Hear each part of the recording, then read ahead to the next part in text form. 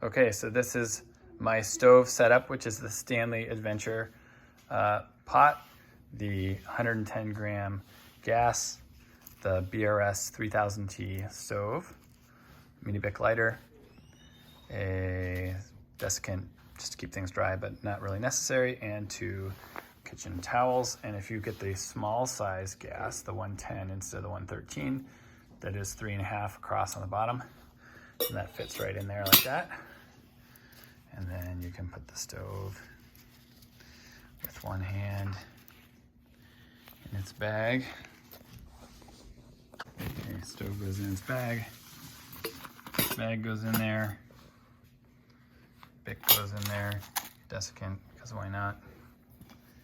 And 2 kitchen setups go in there, and then this goes on top, and then this goes like that, and that's